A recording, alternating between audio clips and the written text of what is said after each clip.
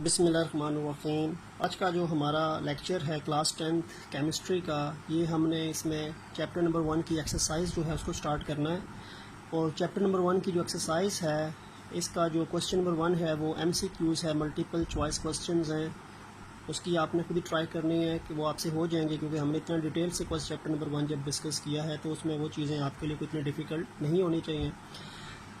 Question number 2 से हम start करते हैं। क्वेश्चन नंबर 2 जो है चैप्टर 1 केमिकल इक्विलिब्रियम का, ये है शॉर्ट आंसर्स के मुतालिक है। और इसका जो क्वेश्चन नंबर 1 है, शॉर्ट आंसर का जो नंबर 1 है, differentiate between forward and reverse reaction. ये शॉर्ट आंसर क्वेश्चन नंबर 1 है, differentiate between forward and reverse reaction, यानी फॉरवर्ड और रिवर्स रिएक्शन में डिफरेंशिएट करना है। और एक हमने टॉपिक डिस्कस किया था macroscopic characteristics of equilibrium reaction, उसका भी वही आंसर है जो differentiate between forward and reverse reaction में है। फॉरवर्ड एंड रिवर्स रिएक्शन में आपने जब भी आपको डिफरेंस आएगा तो आपने इस तरह करके लाइन लगा के जिन चीज़ों को डिफरेंशिएट करना है उनके मुतालिक पॉइंट्स के अंदर लिखना है, ताकि वो कंट्रास्टिंग पॉइंट्स आपस में बन जाए। फॉरवर्ड रिएक्शन और रिवर्स रिएक्शन, फॉरवर्ड रिएक्शन का फर्स्ट पॉइंट है कि फॉरवर्ड रिएक्शन हमेशा लेफ्ट से राइट होता है, रिएक्टेंट से प्रोडक्ट की तरफ जाता है। और रिवर्स रिएक्शन जो होता है वो राइट से लेफ्ट होता है। फॉरवर्ड रिएक्शन में रिएक्टेंट्स मिलते हैं तो प्रोडक्ट्स बनते हैं, और रिवर्स रिएक्शन में प्रोडक्ट्स मिलते हैं तो रिएक्टेंट्स बनते हैं। और फॉरवर्ड रिएक्शन जो होता है वो शुरू में फास्टेस्ट होता है उसका रेट, और बाद में वो स्लोज डाउन करता है ग्रेजुअली, जबकि रिवर्स रिएक्शन जो होता है वो शुरू में 0 होता है और बाद में उसको स्पीड अप उसकी होती है। ठीक है, तो यानी ये डिफरेंस आपके 3 पॉइंट्स बन जाएंगे फॉरवर्ड एंड रिवर्स रिएक्शन के। इसके बाद क्वेश्चन नंबर 2 है आपकी बुक पे कि what is chemical equilibrium. Short answer का क्वेश्चन नंबर 2 है कि केमिकल इक्विलिब्रियम होता क्या है। तो केमिकल इक्विलिब्रियम की डेफिनेशन पूछी है, डिफाइन केमिकल इक्विलिब्रियम भी आ सकता है, व्हाट इज़ केमिकल इक्विलिब्रियम भी आ सकता है। तो ये देखें, इसका आंसर जो है वो ये बनता है कि किसी भी केमिकल रिएक्शन की और रिवर्सिबल केमिकल रिएक्शन की, यानी आप की नहीं कह सकते कि इरिवर्सिबल की नहीं, रिवर्सिबल केमिकल रिएक्शन की वो स्टेट जिसमें फॉरवर्ड और रिवर्स रिएक्शन चल रहे होते हैं सेम स्पीड के साथ, तो उस स्टेट को हम केमिकल इक्विलिब्रियम स्टेट कहते हैं। यानी केमिकल रिएक्शन की वो स्टेट जिसमें फॉरवर्ड और रिवर्स रिएक्शन का रेट इक्वल हो जाता है, वो आपके पास केमिकल इक्विलिब्रियम स्टेज या स्टेट कहलाती है। और क्वेश्चन नंबर 3 जो है वो लॉ ऑफ मास एक्शन, जो हमने लेक्चर नंबर 2 में आई गेस डिस्कस किया था, उसकी स्टेटमेंट के बारे में है। और लॉ ऑफ मास एक्शन की स्टेटमेंट यही थी जो मैंने आपके सामने लिख के बताई है, उस टाइम भी लिख के दिखाई थी।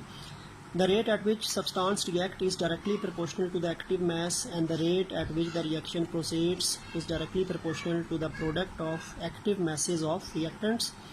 तो किसी भी जो रेट ऑफ रिएक्शन होता है वो बेसिकली जो आपके पास डायरेक्टली प्रोपोर्शनल होता है एक्टिव मैसेज के, यानी ये पार्टिसिपेटिंग जो मिकदार होती है किसी भी रिएक्टेंट्स की, उसको एक्टिव मैस बोलते हैं, जो रिएक्शन में पार्टिसिपेट करती है किसी भी रिएक्टेंट की मिकदार। तो रेट ऑफ रिएक्शन जो होता है वो एक्टिव मैस के डायरेक्टली प्रोपोर्शनल होता है रिएक्टेंट्स के या रिएक्टिंग सब्सटेंसेस के।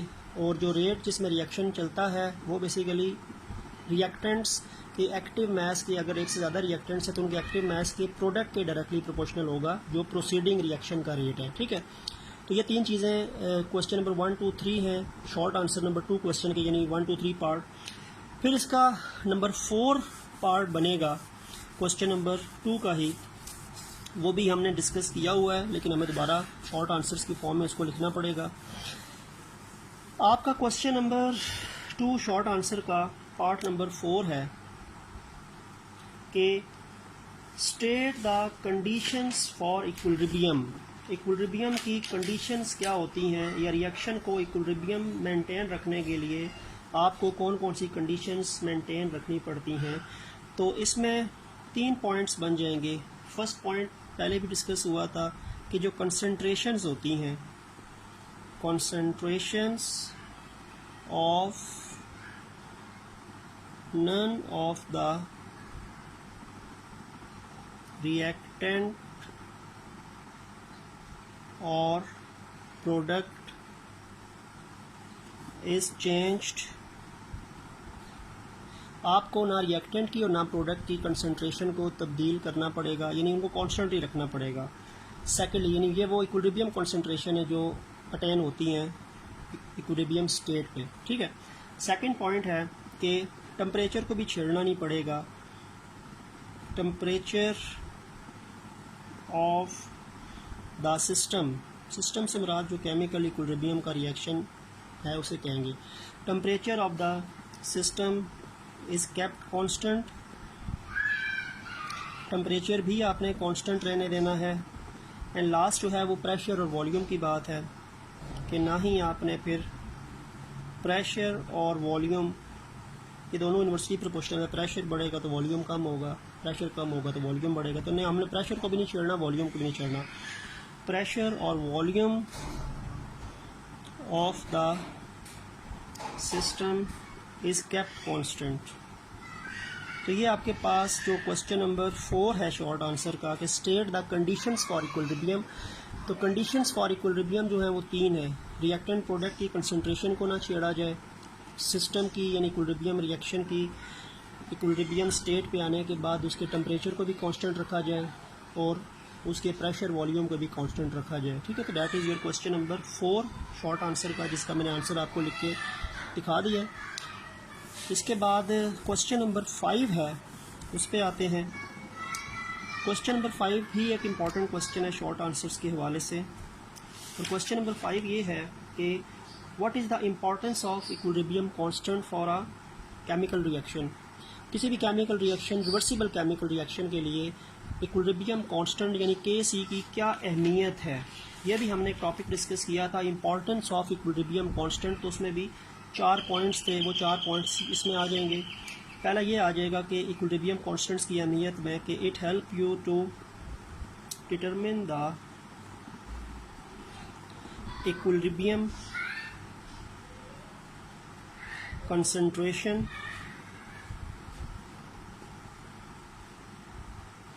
of equilibrium mixture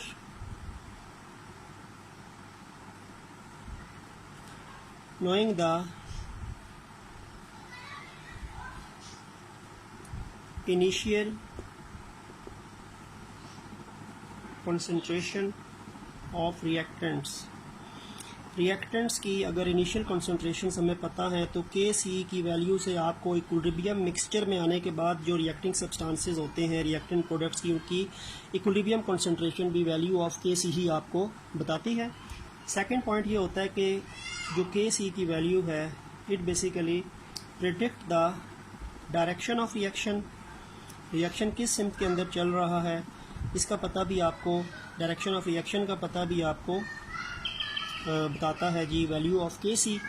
and then extent of reaction predict the extent of reaction, reaction जो है कितना चलना पड़ेगा उसको इक्विलिब्रियम में आने से पहले, तो उसको एक्सटेंट कहते हैं, वो भी आपको वैल्यू ऑफ KC ही बताती है।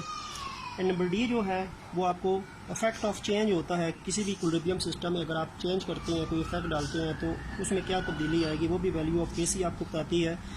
यानी predict the effect of change in conditions, change in conditions of the chemical reaction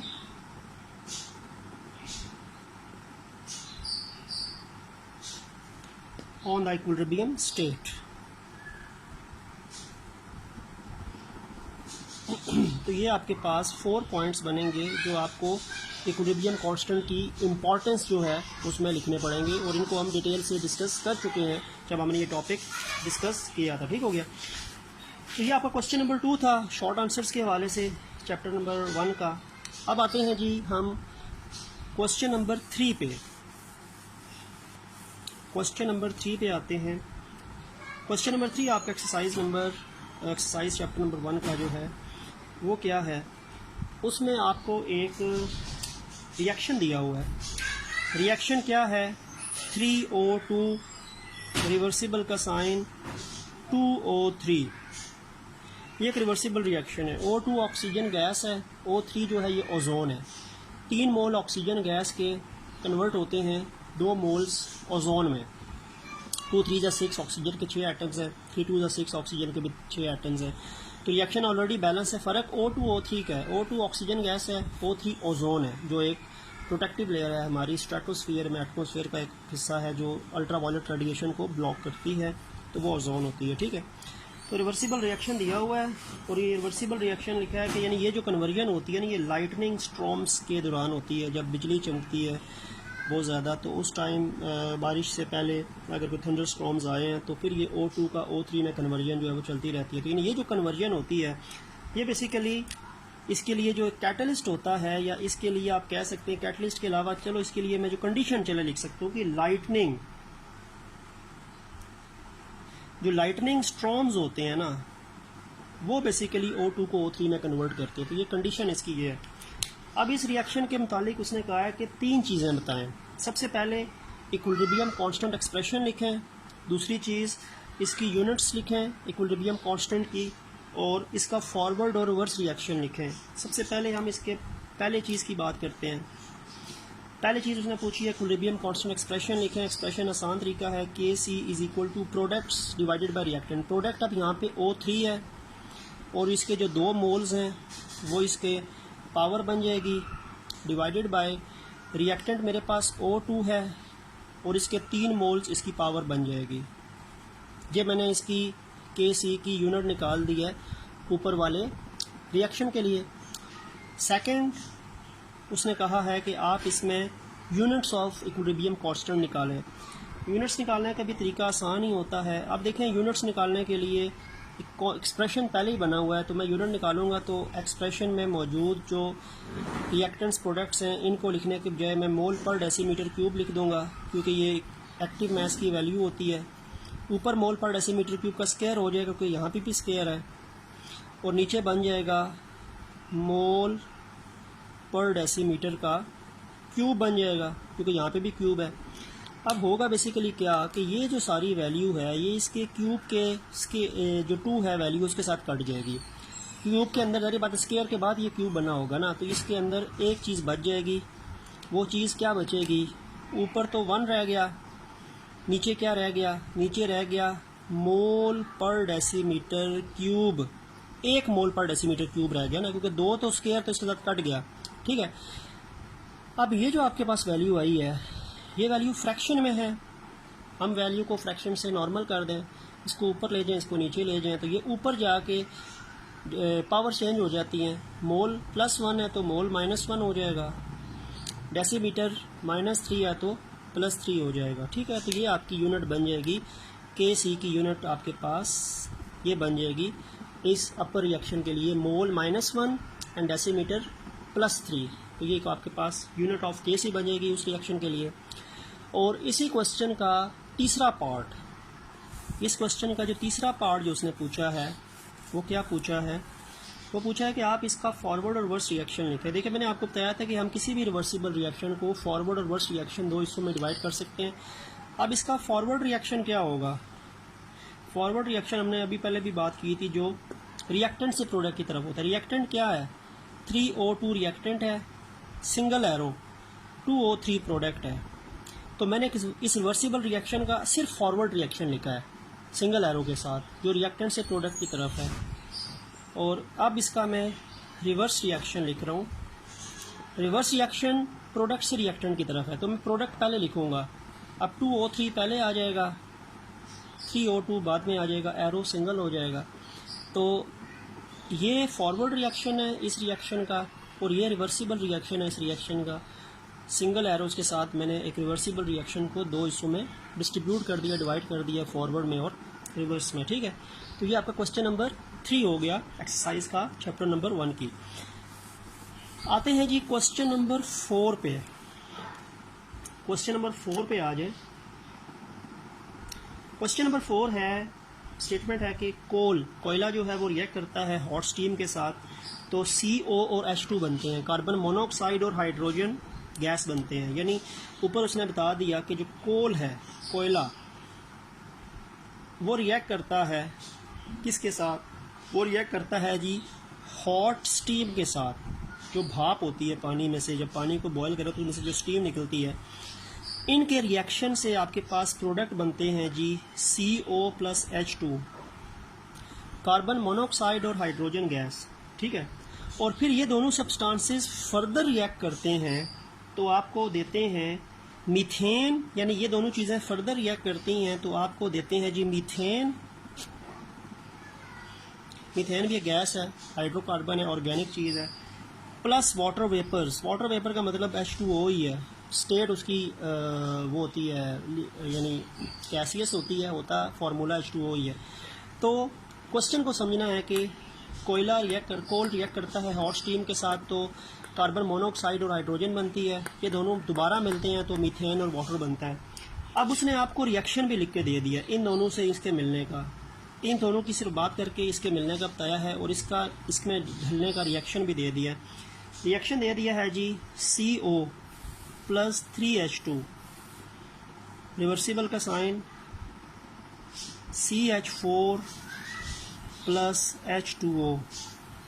जो पहले मैंने बात की कि कार्बन मोनोऑक्साइड और हाइड्रोजन इन दोनों के मिलने से बन रहे हैं और फिर ये दोनों फर्दर रिएक्ट करेंगे तो ये चीज़ बनेगी। तो कार्बन मोनोऑक्साइड और हाइड्रोजन जो कोल और हॉट स्टीम के मिलने से बने, इनके फर्दर रिएक्शन से मीथेन बनेगी, मीथेन CH4 है और ये स्टीम है, यानी ये वाटर वेपर्स है H2O जो है, ठीक है, यानी ये आपके पास एक रिएक्शन है।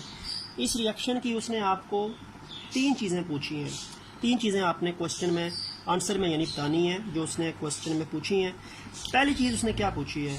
पहली चीज़ पूछी है कि आप इसका फॉरवर्ड और रिवर्स रिएक्शन लिखें। फॉरवर्ड रिएक्शन लिखें में FR का मतलब फॉरवर्ड रिएक्शन, उसमें रिएक्टेंट्स पहले आ जाएंगे, प्रोडक्ट्स बाद में आ जाएंगे, सिंगल एरो हो जाएगा CH4 प्लस H2O। अब इसका मैं रिवर्स रिएक्शन लिख दूँ, उसको RR कह दूँ, ठीक है। अब प्रोडक्ट्स पहले आ जाएंगे CH4 प्लस H2O, रिएक्टेंट बाद में आ जाएगा CO प्लस 3H2। तो मैंने पहला पार्ट आंसर में लिख लिया कि इस इक्वेशन का, ये जो आपको इक्वेशन दी हुई है, ये क्वेश्चन है, ये आंसर है। तो इस क्वेश्चन का जो फर्स्ट पार्ट है कि फॉरवर्ड रिएक्शन रिवर्स रिएक्शन लिख के दिखाएं, सिंगल एरोज के साथ हम लिखते हैं, ठीक है। दूसरा पार्ट क्या है? दूसरा पार्ट है कि हम इसका एक्सप्रेशन बनाएं। आसान तरीका है, कोई मुश्किल बात नहीं है। अगर आपने तमाम वीडियोज़ मेरी देखी हैं तो आपके लिए बहुत आसान चीज़ है ये। KC is equal to, product ऊपर आ जाता है, प्रोडक्ट है आपके पास CH4 और H2O, ठीक हो गया। रिएक्टेंट आपके पास CO है और H2, लेकिन H2 के साथ 3 है तो वो इसकी पावर बन जाएगी, ठीक है, मोल्स पावर बन जाते हैं। बाकियों के साथ 1 है तो इसलिए पावर कोई नहीं बनी, H2 के साथ 3 है तो वो इसकी पावर बन जाएगी, ठीक हो गया। तब हम आते हैं इसके जी पार्ट नंबर 3 की तरफ। तीसरे में वो कह रहा है कि आप इसकी यूनिट्स डिराइव करें, कोई मुश्किल बात नहीं है। यूनिट्स टाइप करने के लिए ऊपर 2 प्रोडक्ट हैं तो 2 दफ़ा मोल पर डेसीमीटर क्यूब लिखना पड़ेगा, मोल पर डेसीमीटर क्यूब, आगे फिर मोल पर डेसीमीटर क्यूब, ठीक हो गया, डिवाइडेड बाय 1 दफ़ा मोल पर डेसीमीटर क्यूब और 1 दफ़ा मोल पर डेसीमीटर क्यूब का क्यूब। बाकियों की पावर कुछ भी नहीं है, लेकिन आखिर वाले की पावर क्यूब के साथ है। अच्छा, अब ये थोड़ा सा आपके लिए 1-2 स्टेप्स बढ़ सकते हैं, वो देखें क्या है। ये इससे कैंसिल हो गया, यानी मोल पर डेसीमीटर क्यूब नीचे वाले मोल पर डेसीमीटर क्यूब से कैंसिल हो गया। ये मोल पर डेसीमीटर क्यूब इस क्यूब के 1 के साथ कैंसिल हो गया। इसमें ज़ाहिर बात है मोल पर डेसीमीटर क्यूब, मोल पर डेसीमीटर क्यूब, मोल पर डेसीमीटर क्यूब 3 दफ़ा है, तो 1 के साथ तो कैंसिल हुआ ना। पीछे क्या रह गया? पीछे आपके पास बच गया जी, ऊपर 1 रह गया, नीचे रह गया मोल पर डेसीमीटर क्यूब का स्क्वायर रह गया, ठीक हो गया। देखो ये दोनों तो कट गए आपस में, इनका काम ख़त्म हो गया आपस में। एक चीज़ इसकी और एक चीज़ इसकी कट गई, इसमें क्यूब था तो 2 चीज़ें तो बच गई ना। अब आपके पास यानी ये स्क्वायर के साथ एक वैल्यू फ्रैक्शन में आ गई। अच्छा, इसको मैं थोड़ा सा पहले मैं फ्रैक्शन में ही इसको रहने देता हूँ। मैं क्या करता हूँ, ये मोल स्क्वायर से मल्टीप्लाई होके मोल स्क्वायर बन जाएगा और डेसीमीटर क्यूब -3 को 2 से मल्टीप्लाई करो तो -6 हो जाएगा, ठीक है। तो यानी पहले मैंने इसके स्क्वायर के साथ मल्टीप्लिकेशन कर ली, ये स्क्वायर जो है ये मोल के साथ भी है और ये स्क्वायर -3 के साथ भी है। तो ये स्केयर मोल से मल्टीप्लाई होके मोल स्केयर बन गया, और ये स्केयर -3 से मल्टीप्लाई होके इसको -6 कर दिया, -3 मल्टीप्लाई टू -6। अब ये वैल्यू आपके पास फ्रैक्शन की फॉर्म में है। ऊपर डिनोमिनेटर को और न्यूमरेटर की पोजीशन चेंज करूँ तो नीचे 1 बेशक ना लिखें, मोल +2 है ना, तो मोल -2 हो जाएगा। डेसीमीटर -6 है तो डेसीमीटर +6 हो जाएगा। तो ये आपका आंसर रह जाएगा यूनिट ऑफ KC। आपकी जो KC की यूनिट होगी इस रिएक्शन के लिए वो बनेगी जी मोल -2 एंड डेसीमीटर +6। ठीक है, बस ये स्क्वायर बन गया था, स्क्वायर को मैंने ओपन कर दिया, उसके बाद मैंने फ्रैक्शन से उसको नॉर्मल वैल्यू पे ले आया, तो मोल -2 से +2 से -2 हो गया, क्योंकि जब पोजीशन चेंज करते हैं न्यूमरेटर डिनोमिनेटर की तो पावर्स चेंज हो जाती हैं साइंस। तो मोल -2 हो गया, डेसीमीटर -6 से +6 हो गया, तो ये आपके पास यूनिट बन जाएगी। तो ये क्वेश्चन नंबर 4 आपका एक्सरसाइज का एंड हो गया। तो आज हम इतना ही रखते हैं इस वीडियो में।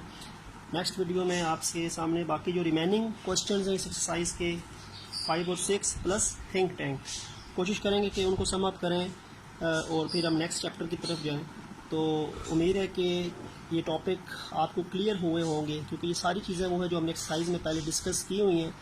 तो अगर कोई चीज़ क्लियर नहीं है तो आप ये कर सकते हैं कि उसकी प्रैक्टिस करें ख़ुद, और अगर नहीं समझ कोई भी चीज़ आती तो हमारे YouTube चैनल पे जब ये वीडियो होती है अपलोड, तो उसके नीचे कमेंट्स में आप चीज़ मेंशन कर सकते हैं, तो हम कमेंट्स को रीड करके वो चीज़ दोबारा ठीक तरह कोशिश करेंगे कि आपको कॉन्सेप्ट क्लियर करके बताई जाए।